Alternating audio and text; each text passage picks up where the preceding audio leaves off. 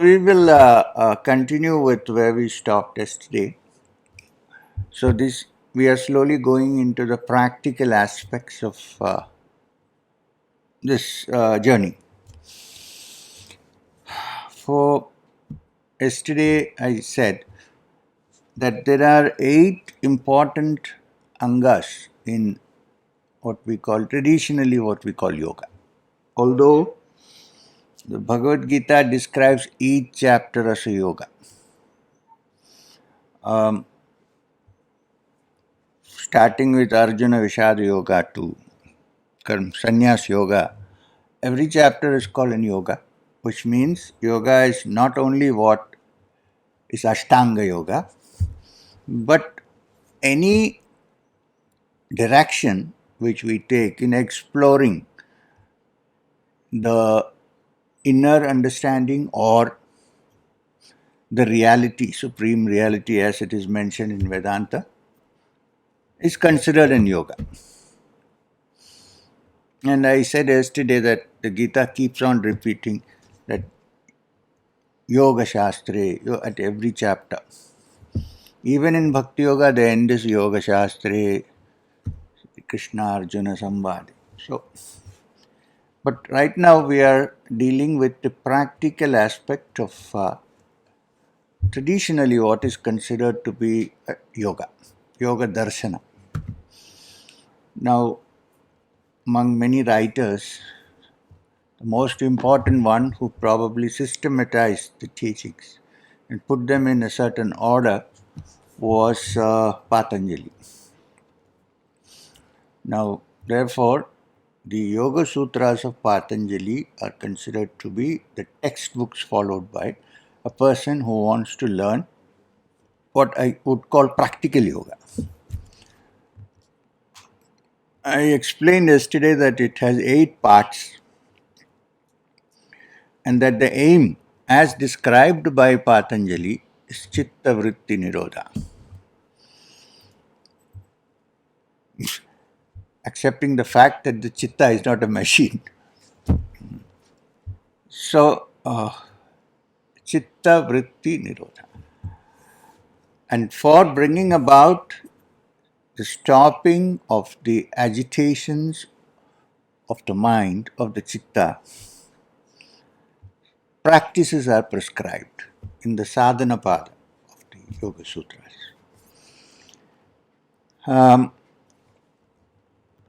So the ultimate is beginning of yoga, not the end of yoga, the beginning of yoga, or rather the tarmac from which we can take off.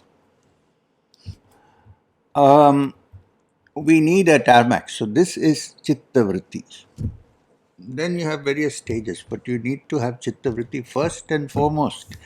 And as I said yesterday, the agitated mind cannot reflect and understand the Purusha. This is the theory. So the agitated mind has to be calmed down, cooled down, and for that, the disturbances and the imbalances, which are known as the vrittis, are to be removed. This is chitta vritti. They can be removed in various ways, but in this particular text, Patanjali talks about the yogic way, strictly the traditional way of removing, through music, through devotion. Also, the vrittis are removed. Look, one thing is certain. You cannot suddenly replace all the vrittis and keep the mind blank. The mind refuses to be blank, like nature refuses to be a vacuum. Right? Always air will try to get in the same way. So what do? Substitute with good vrittis first. There are good and bad vrittis. Substitute with calming vrittis, good vrittis. After some time, the good vrittis overtake the disturbing vrittis. And when this happens, then the good vrittis also finally have to be wound up gradually if you are aiming to become completely free of it. So when that happens, the chitta no longer remains an individual chitta. The chitta is kind of loses its identity and there is only the Purusha. When there is only the Purusha, the experience of Purusha, or understanding of Purusha, according to Patanjali, then you realize that there is only one universal Purusha. There aren't any other Purushas. Although individually we all are supposed to be, according to the Yoga Darshanas, having individual Purushas, the essence of our consciousness. When this happens, then there is one Purusha. Therefore, the word used in the Yoga Shastras for the stage of ultimate release is not moksha or nirvana. They call it kaivalya. Kaivalya has its root in kevalam, only. So in that understanding, there is only the Purusha, one. This is kaivalya. So then there are no problems. There is only one.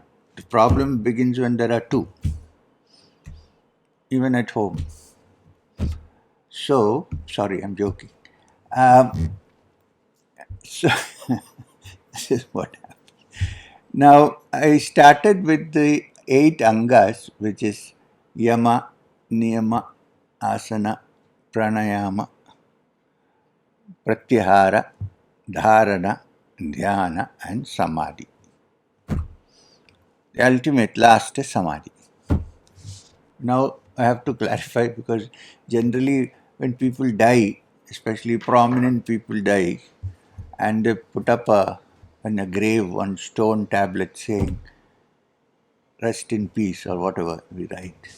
That's called samadhi. The other day I was telling the ultimate aim of yoga is samadhi, and somebody said, I don't want to go into samadhi. I still want to live. So that's not samadhi. According to the Yoga Shastras, samadhi is the state when the mind is free of all vrittis and it rests in the ultimate Purusha. This is samadhi. So, yesterday we discussed one or two of the Yamas and Niyamas. Don't have to go into detail too much, but a few more we need to discuss. We discussed ahimsa and we discussed non-acceptance of gifts, and I said there are various angles to it. We discussed it yesterday. And also, like Professor Bhupinder said, one has to be skillful in doing these Yamas and Niyamas, otherwise we may end up in more vrittis coming due to reactions, right? So, then we go to Yama, Niyamas. Yeah, a few more. One is Soucha. Now, this need not be explained at all. Cleanliness. It also means when there is cleanliness, you see, today, a long time people even ignored this. Now, with COVID, everybody is washing their hands, everybody is washing their feet. The Jain monks used to wear masks for hundreds and thousands of years, at least, forget thousand. Today we are all wearing. In Madnapalli, the Muslim ladies are having the last laugh because they all used to have a mask, like now all the ladies are wearing and they're laughing. What I'm trying to say is that cleanliness, not too much of contact physically, it's not because of any caste system or anything of the kind. It's because there are so many viruses in the air. Today we know this, that there is COVID. There could be anything. And to stay healthy is one step in yoga. Without a healthy body, there cannot be a healthy mind. You cannot meditate, you can do nothing. So that's where asanas also come into the picture, to keep the body healthy. So you have a healthy mind. So all these practices of cleanliness, at least for some time staying away from others.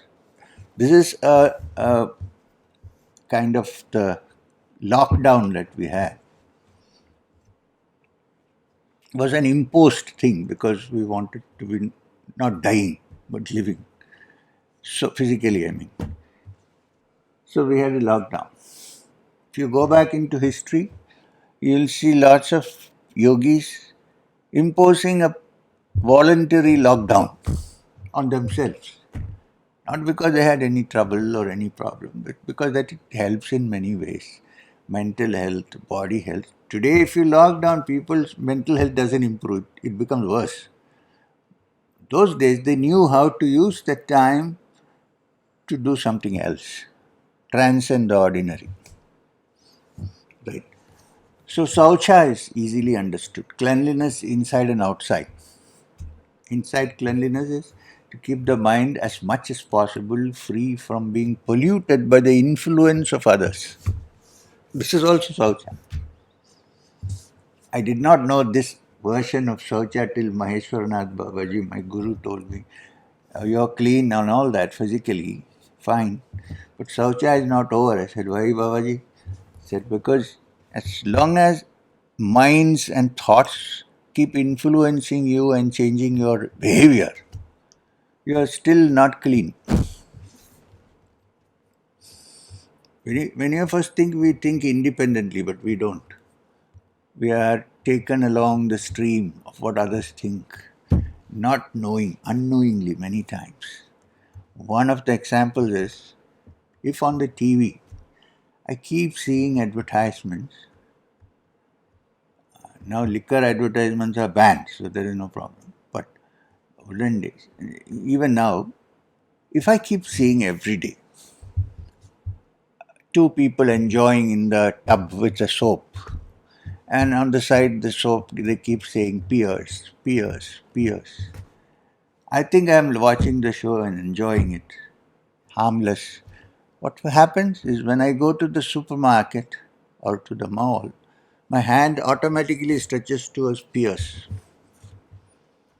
Why? Because to be free of that influence is also Soucha. Let's say physical Soucha right now. So cleanliness. Then there is something called simple living. It's an old saying, simple living, high thinking. Which means if you're too much caught up in the complexities of life, then it is difficult to apply your mind to serious matters. That's all it means. Simple living means. In fact, I know people who have nothing, but who are so caught up with that little bit that they have. There are others like Janaka who live in a palace but are totally detached. So it's not a question of what you have or what you don't have.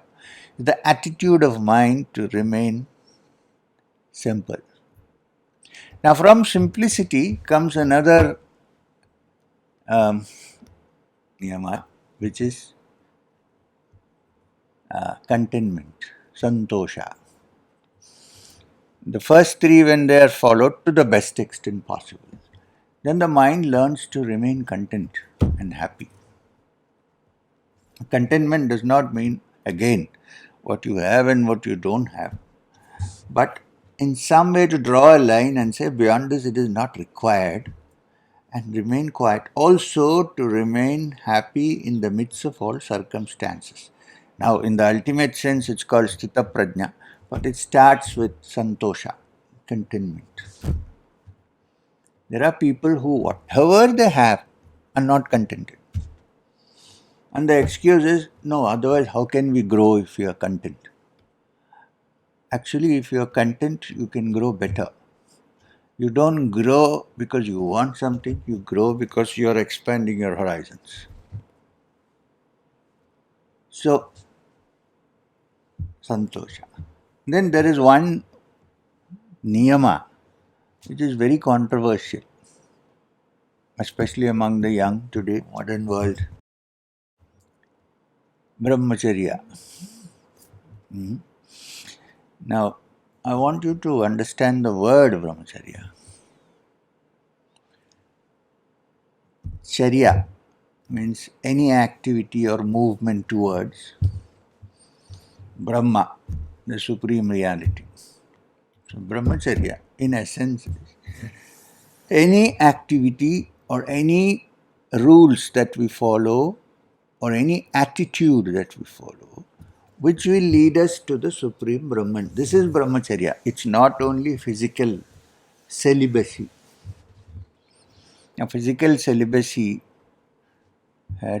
is advised for monks and so on for various reasons. We'll look into that. But generally, brahmacharya, because you see, many yogis have also been not totally celibate. All the great rishis who are found in the Upanishadic dialogues, there is not a single monk, not a single unmarried person out there. In fact, the great Yajnavalkya, who appears in the Brihadaranyaka Upanishad, one of the biggest Upanishads, had two wives. I'm not advocating that for the present, just one is enough. In fact, one of the great dialogues of the Brihadaranyaka Upanishad is between Yajnavalkya and his wife Maitri. Maitri is there. Yajnavalkya says, I am going off to the forest. And Maitri says, I am also coming with you. And she says, why? Because he says, I am going to discover that, because of which we love ourselves. What is it that we love? When the father loves the son, or the wife loves the husband, or the lover loves the lover, or when actually we all are loving only the self. For the satisfaction of the self, we do all this extensions. Therefore, in the ultimate analysis, we are all loving only the self. When Yajnavalkya, which is true even ordinarily, we love only ourselves. But here Yajnavalkya is talking about the greater self. When I want to enjoy something, I think I'm enjoying it for myself, but actually I'm going closer. I'm trying to reach that self which is always in enjoyment, which is defined as Satchidananda. We discussed that in the beginning. Ananda aspect of it, happiness. So, that's part of it. Then, physical celibacy also in some way means it's difficult for human beings, especially for us in this situation that we live in, where we are daily bombarded. Sit out for TV, even for serious. Sometimes I go and look for talks of Ramana Maharshi or some video, and suddenly there is an ad coming in. I don't know how it comes in YouTube, for instance. The sub arrangement is there. I don't know what happens. Or you go to Google and watch, suddenly there's someone, and it says this video, this will continue after this is over. The ad is over. Of course, you have buttons where you can press and stop the ad. But what I'm trying to say is, in this life that we live, influenced by so many outward circumstances, including so many attractions to the sense organs, it is rather difficult to stay in a celibate state of mind.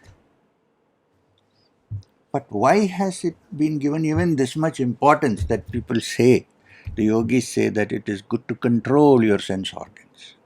Now here I want to tell you, there is an intimate link between the tongue and your sexual energies.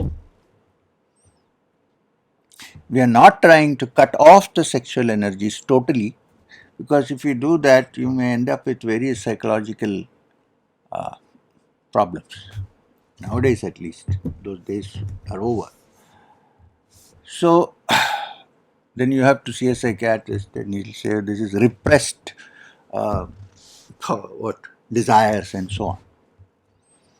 So, unless and until one has something in mind in which one can emotionally indulge, apart from the ordinary sensory indulgences, it is not possible easily, especially nowadays, to divert or take ourselves away from that. Generally, what happens, people are so obsessed with that particular sexual energy that they keep thinking about it all the time, even to stop it, and they are falling more and more into it. Consider it only as one of the organs, like other organs. Tongue, skin, all our sense organs. This is also just one of them. To take it to be the ultimate is the problem. Otherwise, there is no problem with it. When you understand it, as it is in its real sense of the term, where it's placed, what is required. Having said all that, I would say that there is some reality to this need for controlling your sexual urges.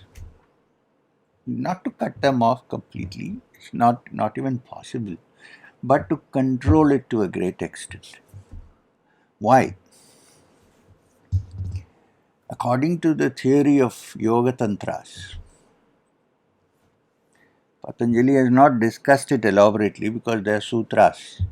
Sutras are aphorisms which need to be elaborated by somebody. Uh, for all human beings like us, apart from food and shelter and a little bit of entertainment, or for those who are spiritually inclined and so on, what is the thing that is the greatest joy? Sex. Unless you have found something which is more enjoyable. It is sex. In fact, the ultimate, I hope I can use this word, the whole of the drama of sexual indulgence and relationships ultimately is the orgasm. Now, when that happens for a split second, you really don't even know where you are, what you're doing, who is what. For a small period of time, infinitesimal maybe time, you are free of all identities. You are in some kind of state where there is no thought, almost. And it is very enjoyable. This whole drama is for that only, finally. Now, it's a tremendous power. On the physical angle, it's that which finally produces a new human being.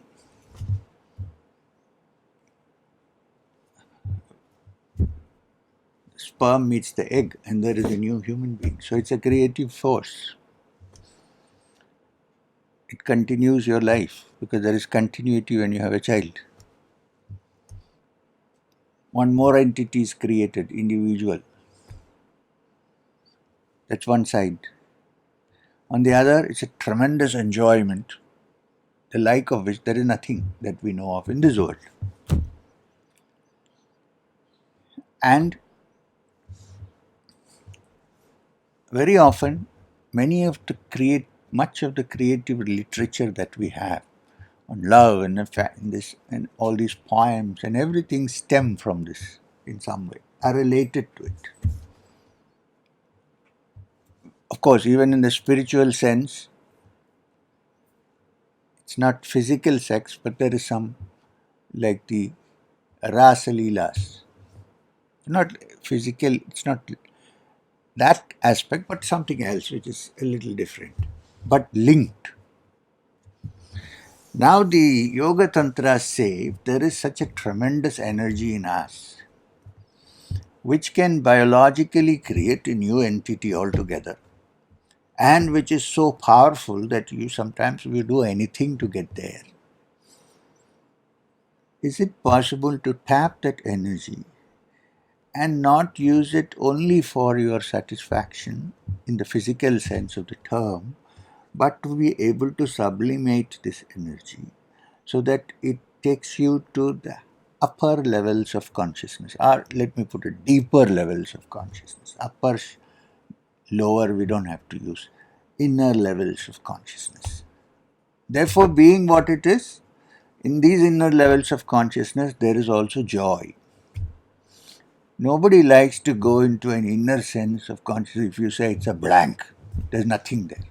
But when there is an enjoyment accompanied, then our minds get directed. That is the quality of the mind. It seeks enjoyment. So, There's nothing wrong with that. That's how it's built. It seeks fulfillment. It seeks enjoyment. It seeks to be one together. Even the physical act is two people coming together. Patanjali doesn't mention it anywhere in the sutras. Not because he doesn't know about it, but because it's a basic fundamental aphorisms which don't go elaborately into it. But if you go into the Yoga Tantras, Sat Chakra Nirupana, Kular Tantra, and various other textbooks, Yoga Pradipika. Some people call it Hatha Yoga Pradipika, but it is actually Yoga Pradipika. And so on. You will find a description of an elaborate system of nadis inside the human system. This is related to the subject of what we call brahmacharya. That's what I'm saying. The sublimation of this tremendous creative energy into the inner levels, which take you to the greater understanding of multidimensional consciousness.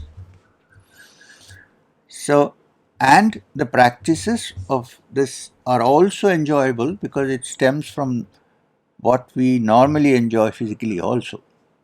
It is the root.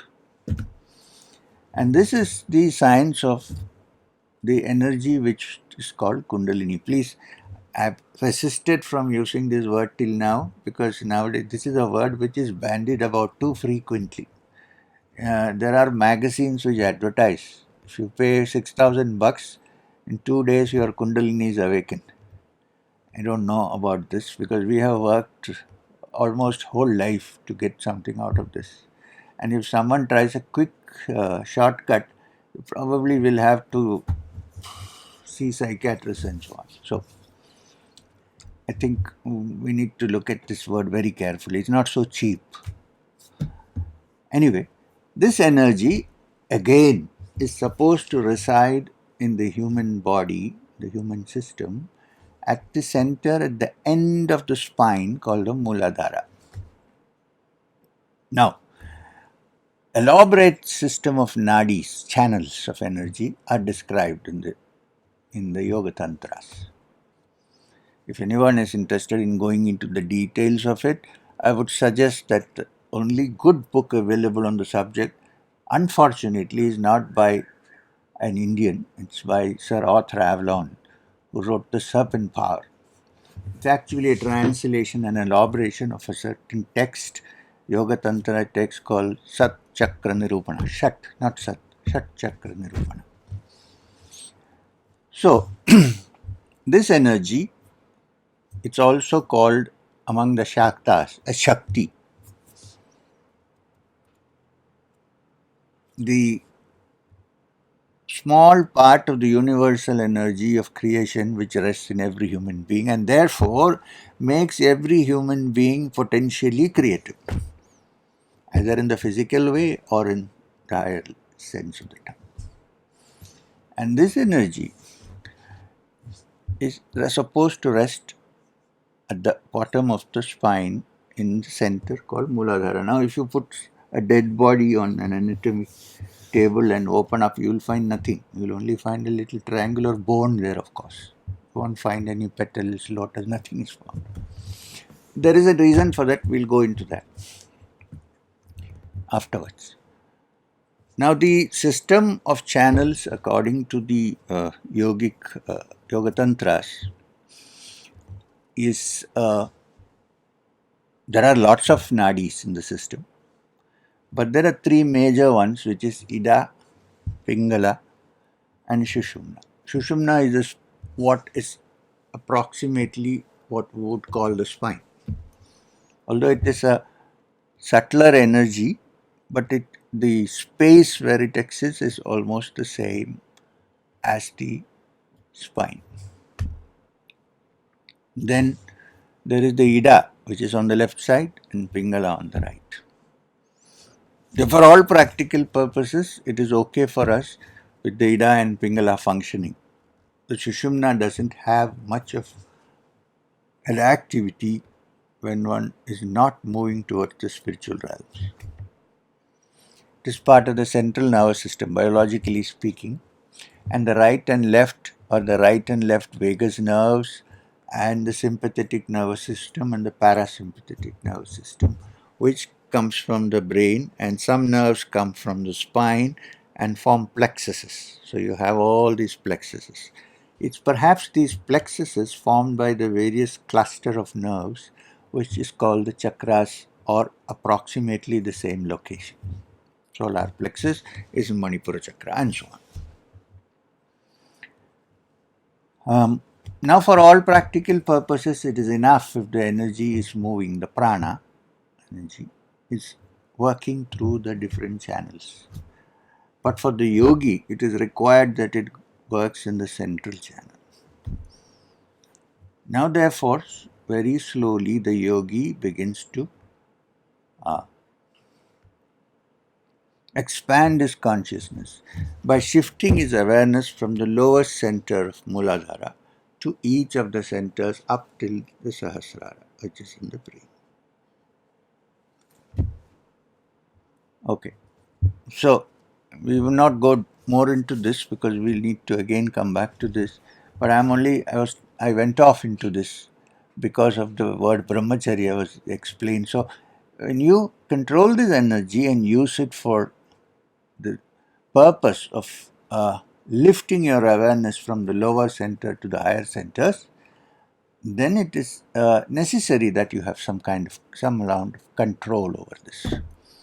And this control also distinguishes the human being from the animal. While the human being has the capacity to indulge in sexual acts at any time in the year, it's also necessary and responsible for the human being for being able to control it when required. Animals have no problem like that. Like in September, October, November, December, you'll see lots of dogs outside. That is the season. They have no control over it. They indulge. But when the season is over, they stopped. It's built in the brain. We have been given the freedom to offer it when we want. So it's better to use it responsibly. We are not just dogs. I like dogs, please. I'm not degrading them in any way. I'm only saying I also have dogs. It's sometimes they are better than human beings in many ways. They love you. You give them one time food and they'll never forget you.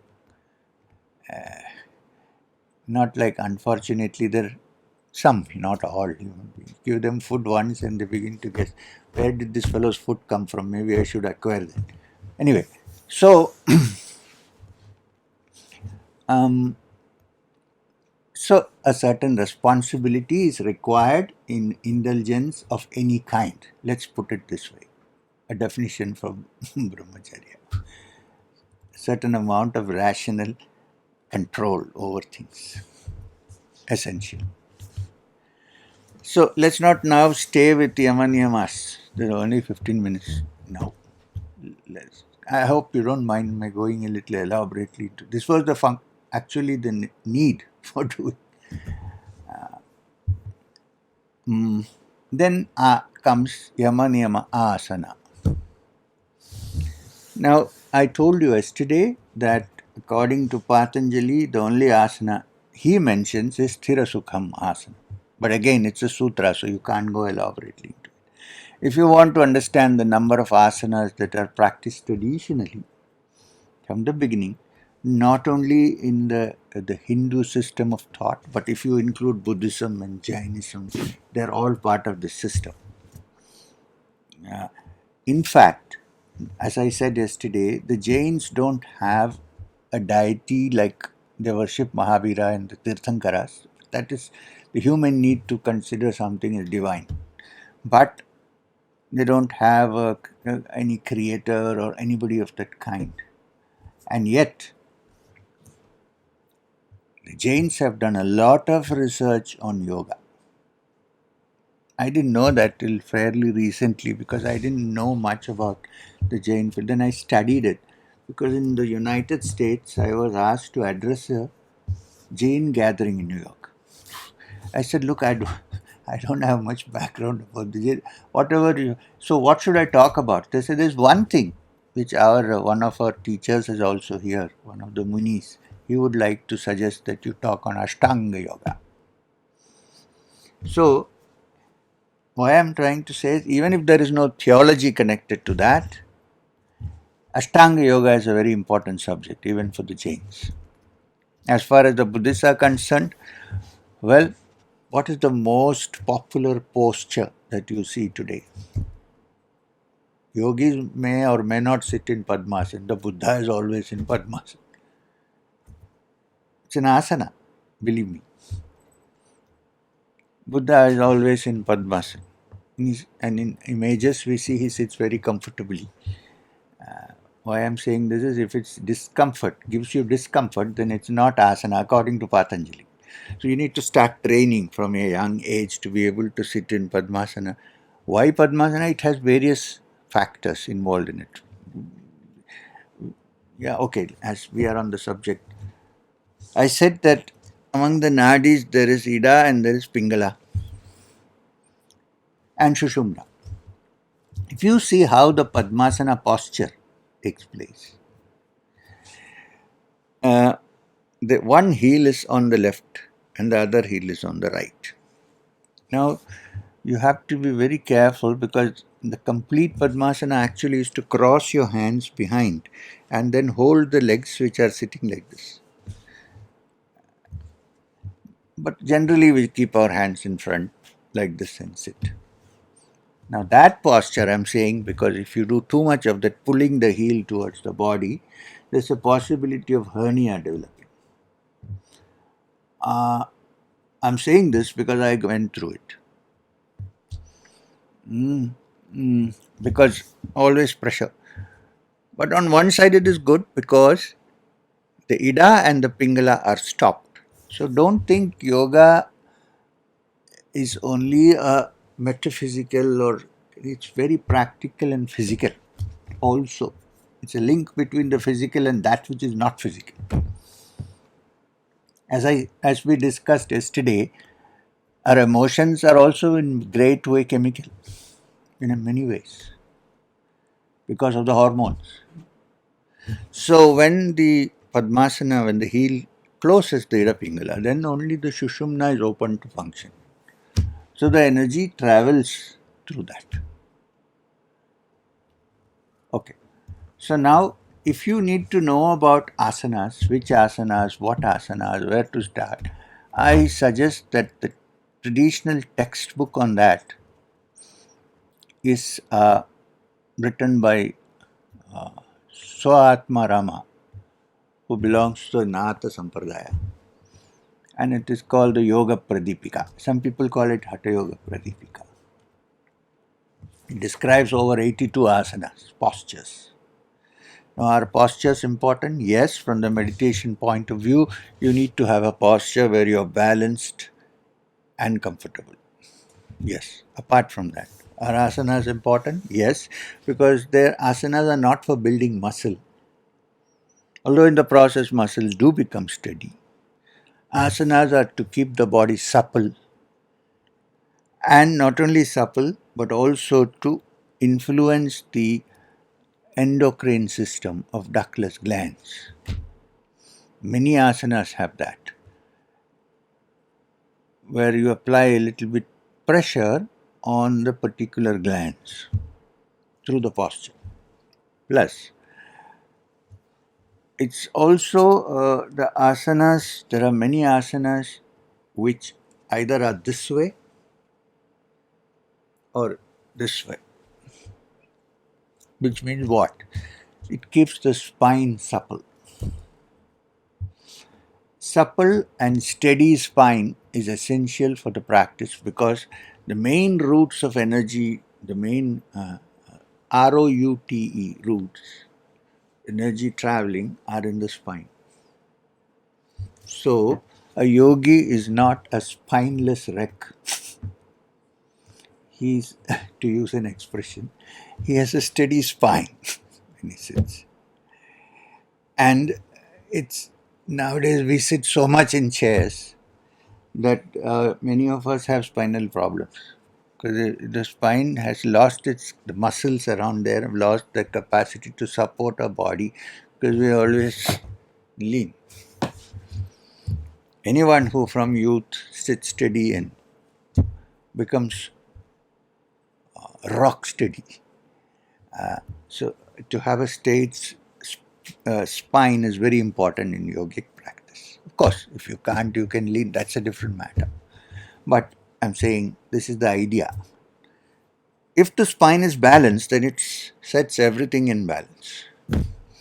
Therefore, many of the asanas, including Mahamudra, are to massage the spine and also to keep it supple, S-U-P-P-L-E, supple, this way and that way. Then some of the postures are to do with particular pressure on certain endocrine glands, like the Matsyasana. I don't know if you know Matsyasana, it is like, I don't think we can demonstrate on the table, but Matsyasana is to sit in Padmasana and fall backwards and hold the toes with your hands. Matsyasana.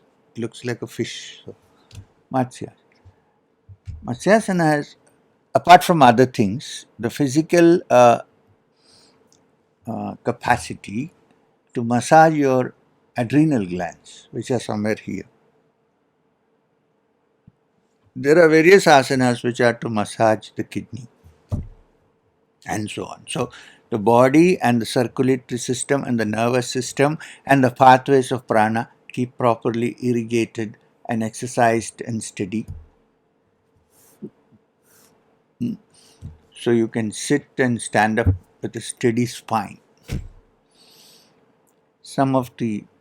Now, we cannot also not mention the fact that there are asanas or postures which are topsy-turvy, where the head is down and the legs are up. Sirsasana, Sarvangasana, and so on. Sarvangasana means it helps all the angas of the body. Sirsasana means you headstand. I'm not saying that to go to the higher levels of yoga, you should be practicing all the asanas. That's not what I'm saying. There are great people who have never done any asanas except the sukhasana of sitting in a comfortable posture. Agreed. However, many of them seem to have at some point practiced some asanas. Proof, Mahavira. What posture, apart from standing, does Mahavira sit in? Which posture does the Tirthankaras sit in? Although they have not discussed asanas much. What posture does the Buddha sit so comfortably in? In fact, so much so that it's called in the West the Buddha pose now. It's a balanced pose. One good thing about the Padmasana, don't do it too vigorously and pull the heels towards and so on. If you sit in Padmasana, there is a possibility that when you explore the consciousness inside, awareness inside, you might fall into a trance state, T-R-A-N-C-E, trance state. Now, if you sit in a posture where you can fall front or back while you are in that, then it is danger. If you sit in Padmasana, there is no chance of the body, even when it is not consciously aware of itself, of falling backwards or forwards. Because it's all fixed. There is a stand-like thing created with the legs. You may go this way a little bit or go a little bit, but you will not fall down. So there are many reasons why asanas are basic. Of course, keep your health good and start with simple asanas and slowly proceed. Don't say that I need to do Padmasana to meditate because otherwise it will not work. If you start at the age of say 30, 40 to try and do Padmasana with twist your legs, God forbid they become so entangled that you're not able to take it off. Apart from that, you get only knee pain and discomfort. So it cannot be an asana. Sthira Sukham asana. So these are some of the aspects we have looked into of the postures which are called asanas. Okay, so head down stand, what is the function? Most of the time, we human beings, especially because we are one of the species that always walks upright, which is good, of course. We're not on all fours upright. Uh, and some of us are so solen headed that we will not bow down to anybody or anything. Huh? We consider it terrible to bow down to somebody. In fact, somebody told me I don't go to temples not because I don't like it, because what happens if boss sees me going to the temple? You go there, you have to bow down, and so on. I'm not saying you should bow down to me. All I'm trying to say is we are proud of that. I don't bow down, head is always straight, which means that the circulation of blood in this part of the area is very limited for most human beings. So the upside down posture brings about good circulation here. I'm not saying that you should always bow down when you're recording and all that. That's not what I'm saying. So when you put your head down and legs up, there's a lot of blood flow into the system. And we all know that this is the most important part of this whole system, controlling factor. So it's always good to irrigate it with good blood circulation. This is one of the importance of head down. But warning, if you have a high blood pressure, don't do any topsy-turvy postures. Don't do any asana where the head is down, because it might end up in a brain hemorrhage actually.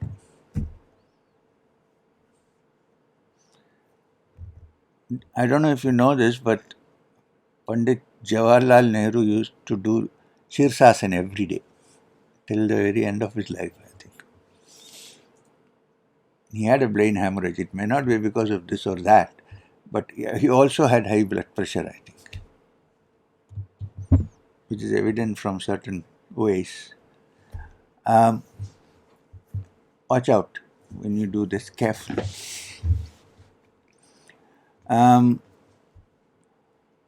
So these are some of the discussions we had on the asanas, and then it's already 6. So thank you very much. So we have a half an hour of interaction session now. Do you have any questions on this?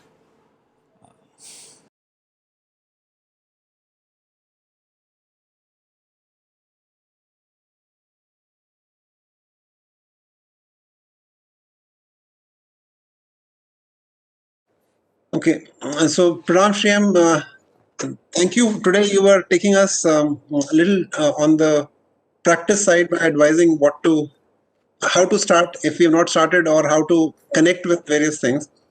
But I'm somehow looking forward to the ultimate, like take us to a point where we can perhaps have a shortcut or a quicker way to get to the essence, which you pointed out in the first lecture, which is Sat Chit Anand. Like, can we somehow, with your experience, can you give us a direction where we can jump a few steps? Sir, the problem is this shortcut thing, like there are no shortcuts that way. Of course, there is one shortcut, which is a very difficult shortcut.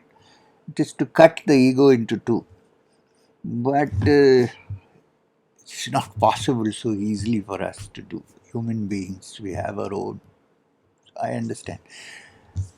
There is no shortcut, but I am not saying, implying that you should go through all the Ashtanga yogas, asana, pranayama, pratyahara, and so on to touch that.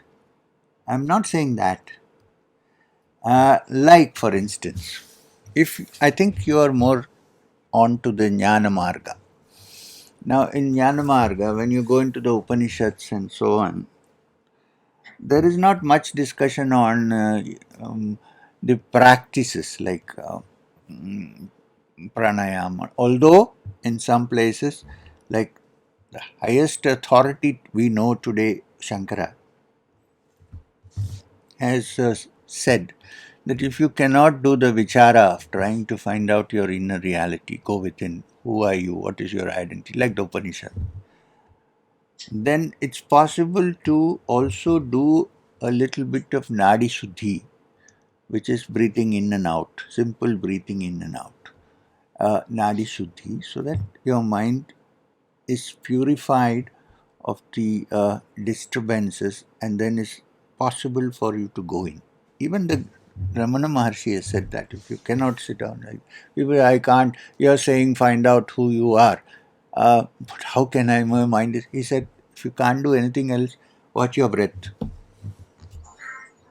So such things are there, of course, but you can't call even that a shortcut. There is no. It is not a shortcut in the sense that one does nothing and reaches there, that big quantum jump. But even if you do all the yogic Ashtanga yoga teachings, yoga tantras, and so on, if your aim is not to take that quantum jump, then it is useless. This is to be noted carefully.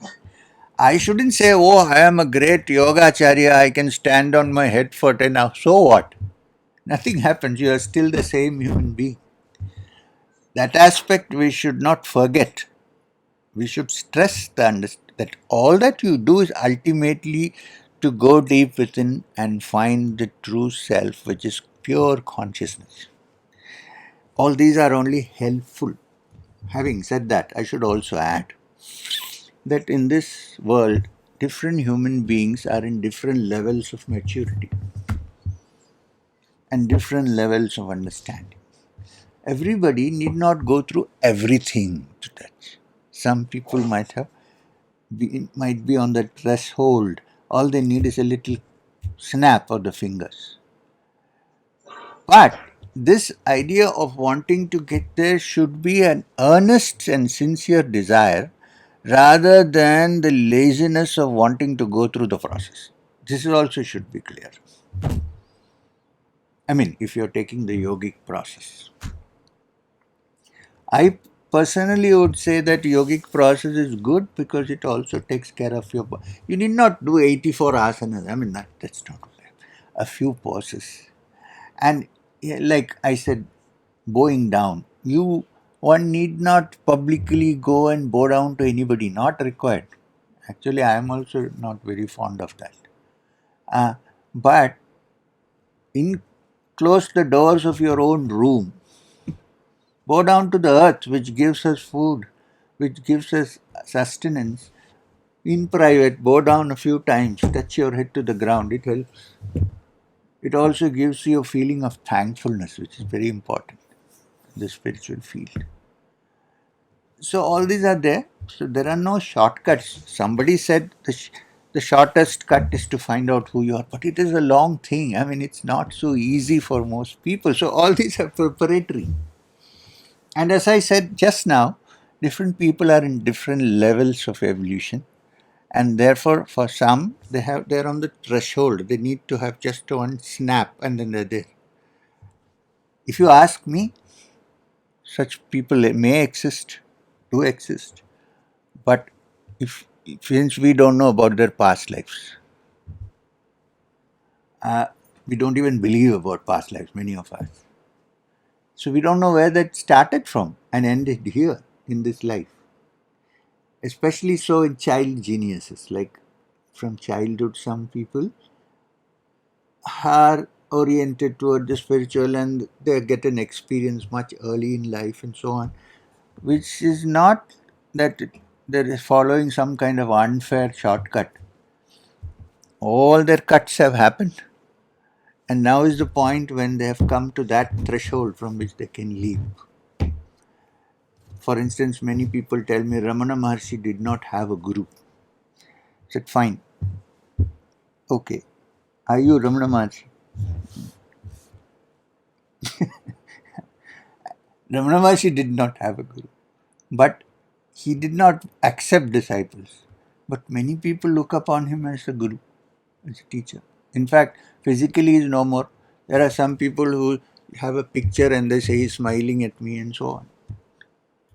Pictures don't smile. It's a belief system, faith. Let me say it differently, Shriyam. Then you are on the top of a mountain. Let's say I'm assuming that you have gone through many experiments to reach a certain level of spiritual understanding, Yes, and sir. you can see many of us at different places. Mhm. Perhaps you can see the paths that are more suitable in the current scenario. Like you pointed out, so many bombardment of ads, so many demands socially, professionally, and at the same time the quest for something more kind of stable and the word you used, I don't have a better word than that, Satchitanand. Like, people want to be in the stability of continuous joy unconditionally. Maybe you can see what all is more appropriate because So, Professor, now this becomes very individual. you know, and this is a general talk, general discussion. Now, for that is why I believe that a personal contact is very essential in these matters. If you have a personal contact one on one with people, it is not possible thousands. This path is also not a mass thing. If somebody says there is only one way, it's very simple, do this, you'll attain moksha. I don't think this spiritual path is a mass phenomenon. It's a very individual approach. Today we don't have time for all that generally, so it becomes we go and join whatever we feel is good for us, it's fine. But it's very individual. Those days in the forest academies, people lived together with the teacher. Each individual was assessed in different ways. That's a satsang actually. And then what is to be followed? You will see that the same rishi has two or three students and they're all different. Their approaches may be different, but they're all aiming at the same thing. So, in this matter, yes. So, while general satsangs and interactions like this are very essential, especially among the youth, because at least they have food for thought, there may be something in it. So, I would say that this individual link is important for movement. Today, it's not possible for students to come and spend all the days with the teacher and so on in many ways. But even then, when you get to little moments, when you're together with someone, then you assess, not only assess where they stand and how they should go or where they should go, it also depends on your interaction. When you say sadhu satsang, it simply means you meet sadhus and then you decide what is my approach to this problem. I may not have the same approach as somebody else. The other thing I would like to say is if a person has touched that, suppose somebody has made a quantum leap,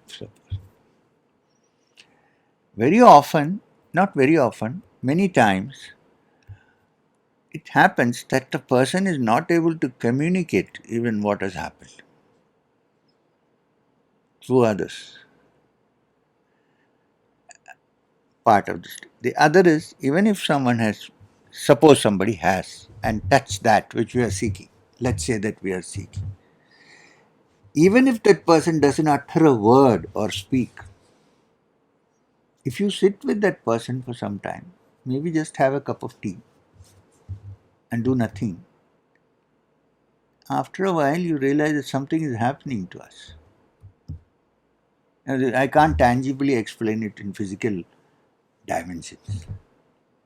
What's happening is there is a what the psychologists or what the hypnotists call en rapport. En, it's a French word, en rapport, which means rapport with each other. My mind waves and the other person's mind waves have somehow, for some reason, come to the same frequency. When this happens, things happen even without words, even without saying anything, even by just having a cup of tea. There's a change happening inside. This is also there, the other aspect of it. Since you started the subject, sir, that a shortcut, I think. Actually, I meant this not really the shortcut, but I like, know, you I know, know. I most understand. efficient. I would say that the most important thing is an intense desire to find it. No matter which way you're going or which path you're taking, the intense. I want to tell you a story. We have little time. There was a guru and a disciple, and the disciple was with the guru for 13 years, doing various things. And then at the end of 13 years, they were going for a walk, and he said, "Sir, I've been here 13 years. Something is happening, but I have not, touched that ultimate truth for which I am earning." And the teacher said, "Are you really earning for that so badly?" "Yes, sir, with all my life." "How strongly?" He said, "I can't." Then they had reached a river, a pond. So the master said, "Let's go into the pond, walk into the pond." So they walked in. When they're halfway inside water, the teacher caught the student's head and pushed it in. For a few minutes, the student thought, "I've asked an inconvenient question. I think he's going to finish me off." And then he was struggling to breathe. He was about to die. He let go. And the fellow took his head out, took a few deep breaths, and said, "Master, what? Why did you do this?" He said, "When you were dying, you thought you were dying. And how much did you earn for one breath of fresh air? When that much of earning comes to you, don't even need me. You would have found it." Oh, this is an extreme story. Now I'll tell you a milder story from the Zen. Not Zen actually, beyond Zen. Let's say the Dzogchen. The Tibetans have. I learnt all this because Babaji said all kinds of people will come to you. So otherwise, who is it?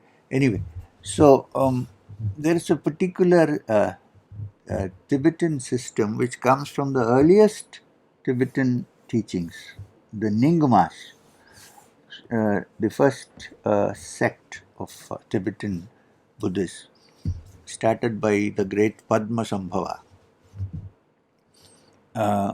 They're called the Yellow Hats, the Nyingmapas. Among them, there is one particular section called Dzogchen. Now, the Dzogchen, it's Z but begins with D if you write in English. Stress on Z. Dzogchen. Dzogchen teachings are supposed to be, like you said, instantaneous, quantum jumps. That's why I'm coming to that. One side, of course, is the earning, the other. Now, one day a Dzogchen in fact, they say that the reincarnation, in the Tibetan Buddhist, there is always this reincarnation business going on. So they say the Dzogchen Rinpoche, who is reincarnated, is now living he's called the Dzogchen Rinpoche, lives in a place near Coimbatore in the south called Satyamangalam. They have a monastery there. He lives there. He's a married man. When you say Lama in the Tibetan text, it doesn't mean a celibate only. Lama means a holy man. So, a Dzogchen teacher and his student were going for a walk. Again, student complained, like the previous student. "Sir, so many years I've been with you, but I haven't had the Dzogchen experience. Instantaneous illumination. I've not had. So what is the use of me going with you?" So he said, "Okay. You see that hill there? You see the sack there? Gunny bag. Yes. Take that gunny bag and fill it with all the brickbats and the rocks that are lying there. Fill it full." Disciple thought, Dzogchen masters are supposed to be eccentric, so you don't know what to do. Okay, he said, I'll do it. So he filled everything inside, filled it, put it on his shoulders, and then the master said, first of all, it was so heavy. Keep it on the shoulders. And they said, climb that hill. Here is the hill. Go up. She said, Master, this is very heavy. He said, that's what I wanted to do. You said to find Dzogchen, you'll do anything you want to. Okay, here you are. Carry this big sack with all the stones right up the top of the hill. So, panting and breathing hard, the man somehow managed to climb with it on his shoulders. He reached the top. There was nothing in that hill, barren hill, except a tree in the middle, big branches, perhaps a banyan tree. Now the master was riding a horse, so he rode the horse and came up, and he was waiting for him. This guy went with all this tension, pain, reached there tired. He said, Master, when am I supposed to take away this load? Please. He said, throw it off. So he threw away the load. He was so tired, he forgot about master, horse, went and sat under that tree in the shade, took a deep breath, said, I found it, Master. What I mean? I hope you understand what I mean. Basically, throwing away all the burdens. And the master said, this is Zen. I'm sorry, this is Dzogchen. What were you looking for? Was it something outside you or inside you or up above the heavens? What were you looking for? Now when you are free of all pain, tension, everything that's happened, you realize there is something in you which is inherent, independent, and full of peace. This is Dzogchen. So, I'm just looking at it for your question through various angles. Thank you. That was profound. That was profound. Thank you. Thank you, sir. Thank you, sir. We still have some time. Can we have a question from Ankit? Yes, of course.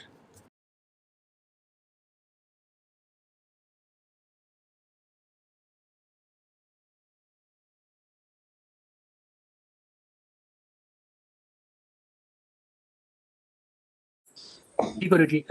My question is, you have spoken about the sublimation of a sexual energy Yes. as well as the moments of thoughtlessness experienced during the sexual intercourse.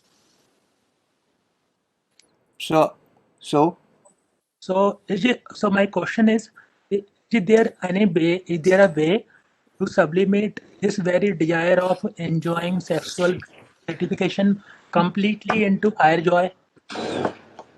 yes. But it's not meant for everybody. That's called there is a tantric approach to this which has its own pitfalls. One has to be very careful because generally what happens, instead of rising higher, just one stays there and doesn't do anything more than that. So then it becomes useless. But there is a way of doing it which we cannot discuss here. Um, Basically, to understand that the experience that comes as an orgasm when thought has ceased for some time, for a short period of time, can also be induced even when there is no sexual act. But unfortunately, what happens mostly, people who try to go that way end up not going anywhere but staying there because of the human nature. Therefore, there are some tantras which work on this. but it has to be studied very carefully with the right kind of teacher, and otherwise Tantra becomes this just sexual orgies. That's not what is intended. It is to explain, to define Tantra. Tantra is bhogo yogayate is the definition, which means yoga through bhoga, which means to understand that all bhoga ultimately is to find the inner Satchidananda. That is the meaning. Not that you should keep on doing bhoga to become a yogi. That's not what it means. It means even bhoga can be utilized by the yogi to transcend it. Unfortunately, most people don't transcend it, they get stuck there. That is the danger. I am not a teacher on that particular subject, so I cannot give you a practical instruction on that. But there is a possibility. Be careful, but. Thank you, sir. We have a question from Nitesh.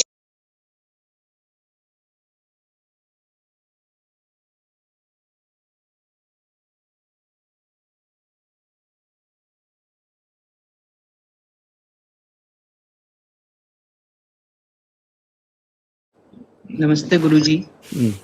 Sir, my question was that in the path of spiritual progress, whether the belief system function as the factor or the yogic practice function as the factor, because I have seen many people who does not practice even any type of yoga, but their belief system and their work and their activity leads them to feel higher satisfaction. And many people who have been practicing yoga asana and many other things, but they still remain the same.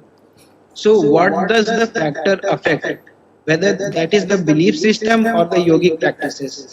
That was my question. Good question. Actually, both are important. However, I would say, I wouldn't call it a belief system.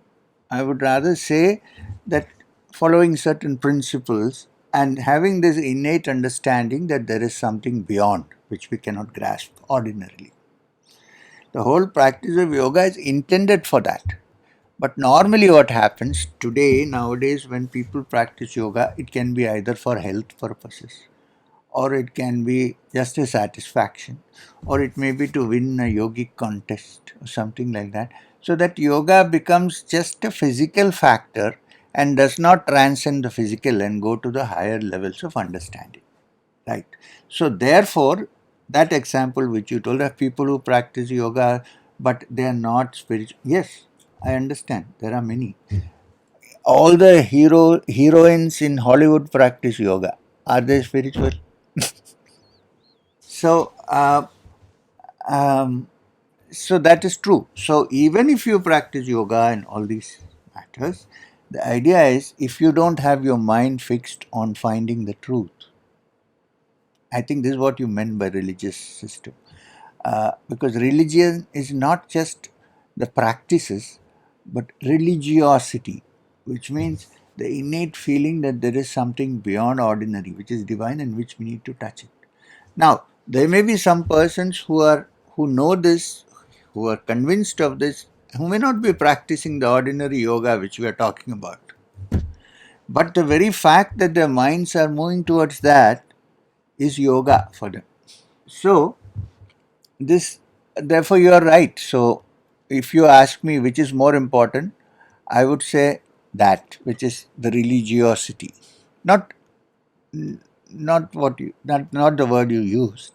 I would rather say religiosity, which is the feeling of awe that there is something beyond which we need to touch, and devotion to that also, possibly, right? And thankfulness and so on.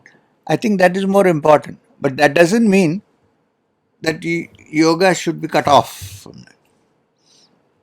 And when I say yoga, it need not necessarily mean Ashtanga yoga and asanas and so on.